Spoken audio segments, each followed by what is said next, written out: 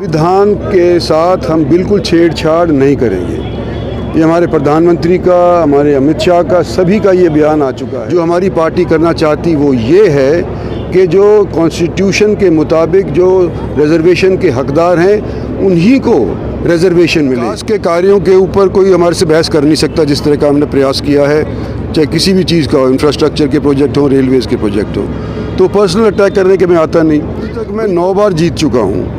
तो पब्लिक ने सपोर्ट किया है, मुझे सराहा है, जभी तो मैं जीता हूँ। पब्लिक का मैं आदमी हूँ, जभी तो मैं जीत रहा हूँ। इस बार भी मैं यूँ ही उम्मीद कर रहा हूँ कि पब्लिक मेरा सपोर्ट करेगी। गुरुग्राम लोकसभा क्षेत्र से भाजपा के प्रत्याशी राव इंद्रजीत सिंह ने शुक्रवार को अपनी हासाका व मसानी सहित अन्य गांवों की जनसभा में कांग्रेस व अन्य विरोधी दलों को आड़े हाथों लिया। राव ने कहा कि आरक्षण और संविधान को बदलने जैसे मुद्दों पर विरोधी दल कांग्रेस व उसके सहयोगी दल झूठ बोलना बंद करें। राव ने कहा कि प्रधानमंत्री नरेंद्र मोदी व गृह मंत्री अमित शाह यह साफ कर चुके हैं कि संविधान से भाजपा किसी भी तरह से कोई भी छेड़छाड़ नहीं करेगी। यह बाबा साहेब का बनाया हुआ संविधान है जो हमारे लिए पूजनीय है। उन्होंने कहा कि विपक्ष के पास विकास पर बोलने के लिए कुछ भी नहीं है, इसलिए संविधान के नाम पर झूठ बोला जा रहा है। राव ने कहा कि इस बार जनता के सहयोग से वह जीत का रिकॉर्ड तोड़ेंगे।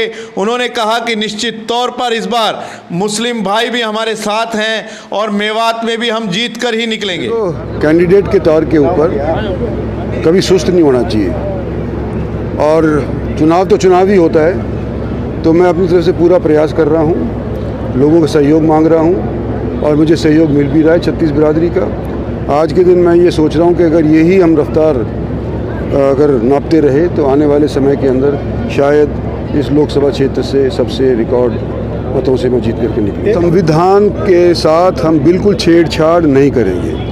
ये हमारे प्रधानमंत्री का, हमारे अमित शाह का, सभी का ये बयान आ चुका है। लेकिन फिर भी हमारी ऑपोजिशन वाली पार्टियां ये कोशिश कर रही हैं कि लोगों के अंदर भ्रम फैलाया जाए कि अगर इनको ज़्यादा मेजॉरिटी दे दी गई तो ये संविधान के साथ छेड़छाड़ करेंगे।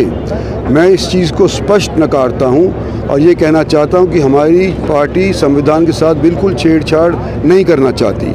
जो हमारी पार्टी करना चाहती वो ये है कि जो कॉन्स्टिट्यूशन के मुताबिक जो रिजर्वेशन के हकदार हैं उन्हीं को रिजर्वेशन मिले।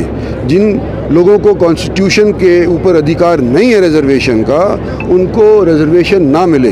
यानी कि मज़हब के तौर के ऊपर कॉन्स्टिट्यूशन अलाउ नहीं करती रिजर्वेशन, हम मज़हब के तौर के ऊपर रिजर्वेशन नहीं होने देंगे, ये कह रहे हैं। हम इलेक्शन लड़ रहे हैं विकास के कार्यों के ऊपर, और विकास के कार्यों के ऊपर कोई हमारे से बहस कर नहीं सकता। जिस तरह का हमने प्रयास किया है, चाहे किसी भी चीज़ का हो, इंफ्रास्ट्रक्चर के प्रोजेक्ट हो, रेलवेज़ के प्रोजेक्ट हो, तो पर्सनल अटैक करने के मैं आता नहीं।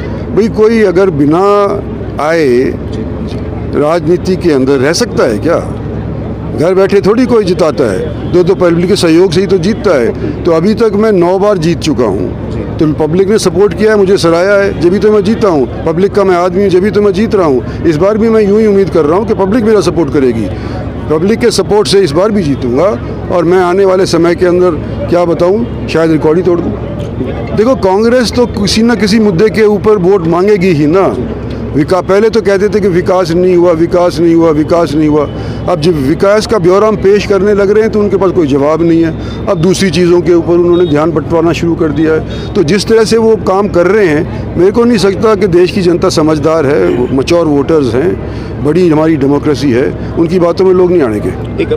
मेवात में भी मेरे को हर साल हर इलेक्शन में पहले की निस्बत ज़्यादा वोटें मिलती आई हैं, हिंदू की भी और मुसलमानों की भी। हिंदू की तो मिलती भी हैं, मुसलमानों की भी मिलती आई थोड़ी बहुत। लेकिन इस बार मेरे को ये लग रहा है कि उसके अंदर वृद्धि होगी, ख़ास तौर पे जो हमारे अल्पसंख्यक लोग हैं उन लोगों की वृद्धि होगी, और मैं आशा कर रहा हूँ।